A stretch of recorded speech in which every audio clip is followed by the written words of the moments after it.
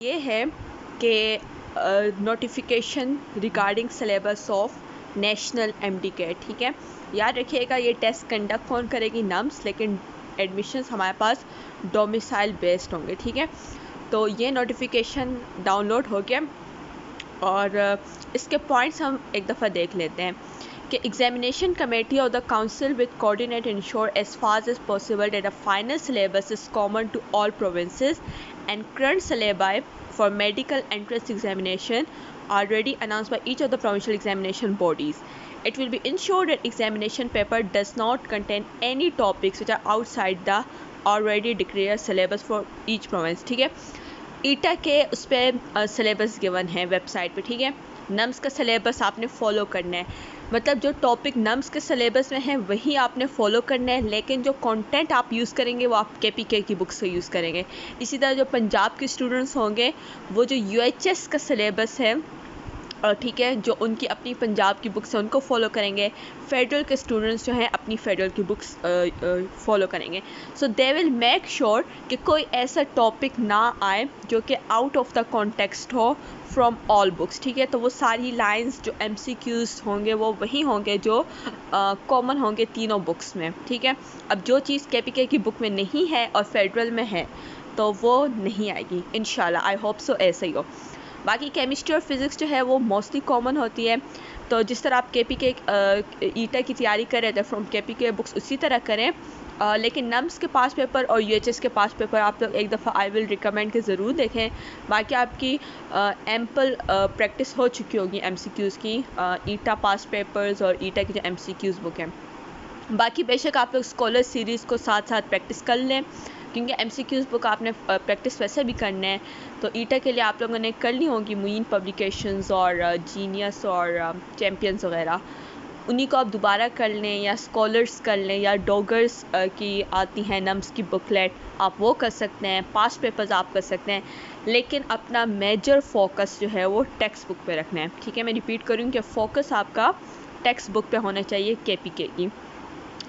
Okay, दूसरा point है कि नम्स जो है वो कंडक्टिंग यूनिवर्सिटी होगी। ठीक है, तो नम्स ही जो है अपॉइंट हुई है नेशनल एमडीकेट एग्ज़ाम प्रिपेयर करने के लिए, और नम्स जो है वो एनटीएस को डायरेक्ट करता है कि आपने पेपर कंडक्ट करने हैं। ठीक है, और उसके अलावा थर्ड पॉइंट जो है common syllabus and table of specification committee has been notified. तो ये सारे मेंबर्स हैं, and if you see the option F, तो नॉमिनी ऑफ वाइस चांसलर जो है वो खैबर मेडिकल यूनिवर्सिटी से हैं।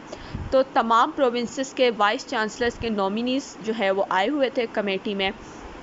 सो उन्होंने जाहिर सी बात है अपने अपने उन्होंने पॉइंट्स सामने रखे थे कि आपने इन मतलब बुक्स में काफ़ी डिफरेंसेस हैं, तो आपने कोशिश करनी है कि जो नेशनल एमडीकेट बने वो स्टूडेंट्स के लिए कॉमन हो, क्योंकि टाइम कम है, स्टूडेंट्स के पास इतना टाइम नहीं है कि वो मज़ीद स्ट्रेस लें, एनजाइटी लें। ऑलरेडी साल जो है कोरोना की वजह से काफ़ी टफ रहा है, तो आई होप के ये सब स्टूडेंट्स के हक़ में बेहतर हो।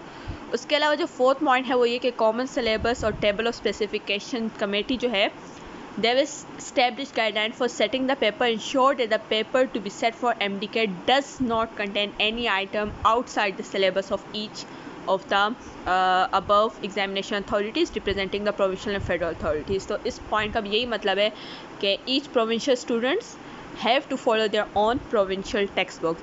और जो फिफ्थ पॉइंट है वो यही है कि आप लोगों ने सिलेबस वही फॉलो करना है जो नम्स के वेबसाइट पे, आई मीन्स जो टॉपिक हैं। ठीक है, और there will be no requirement for studying any additional syllabus of material और new syllabus will be issued by, मतलब इस साल नया सिलेबस पीएमसी की तरफ से रिलीज़ नहीं हो रहा, जो भी होगा वो अगले साल के लिए होगा। ठीक है, वो शुरू में आप लोगों को नोटिफाई कर देंगे जो नेक्स्ट ईयर के ईटा एस्पिरेंट्स होंगे, लेकिन इस साल कोई न्यू सिलेबस नहीं आएगा। सो कंक्लूजन यही निकलता है कि you guys have to follow your own provincial text books. ठीक है, एमसीक्यूज़ की प्रैक्टिस आप लोग जारी रखें, नम्स और यूएचएस के पास पेपर्स अलॉन्ग विद ईटा आप लोग देख लें। फोकस आपने के की टेक्स्ट बुक पे रखना है। ठीक है, तो ये वाली कन्फ्यूजन भी अल्हम्दुलिल्लाह दूर हो गई है, पीएमसी ने फाइनली कोई अच्छा स्टेप लिया है, और आई होप कि यहाँ पे कोई यू टर्न ना हो, कुछ और ना हो, because this is a good news for all of the entry test students.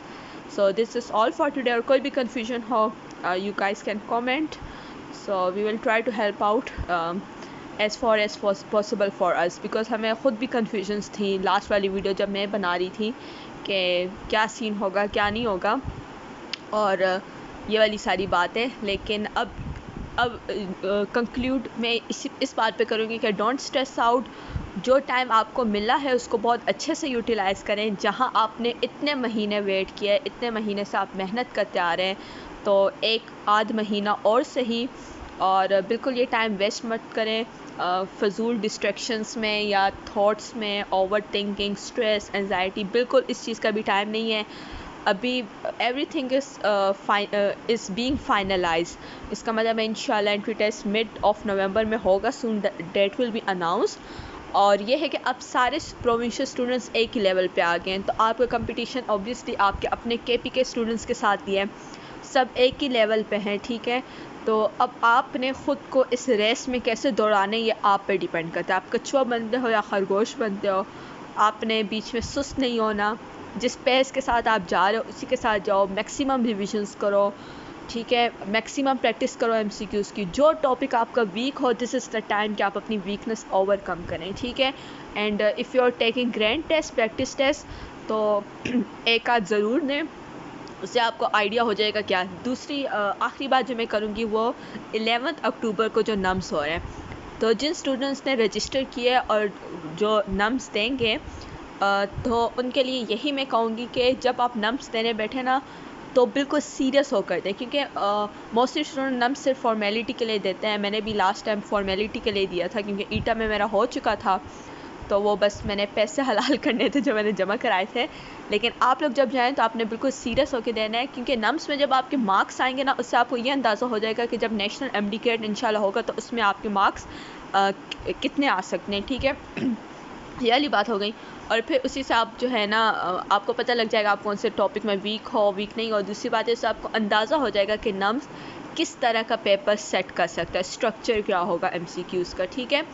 दूसरी बात ये कि जिन्होंने नम्स के लिए रजिस्टर नहीं किया, जो आर्म्ड फोर्सेस इंस्टीट्यूशन वाला जो टेस्ट होगा 11 अक्टूबर को, तो उनको मैं यही कहूँगी जब टेस्ट हो जाएगा तो सोशल मीडिया पे लोग जो हैं एमसीक्यूज़ पोस्ट करना स्टार्ट कर देते हैं, तो आप उन एमसीक्यूज़ को अपने पास सेव करिएगा और उनको फिर साथ साथ सॉल्व कीजिएगा, ताकि आप लोगों को आइडिया हो जाए कि किस तरह के क्वेश्चंस जो हैं वो आ सकते हैं, ठीक है।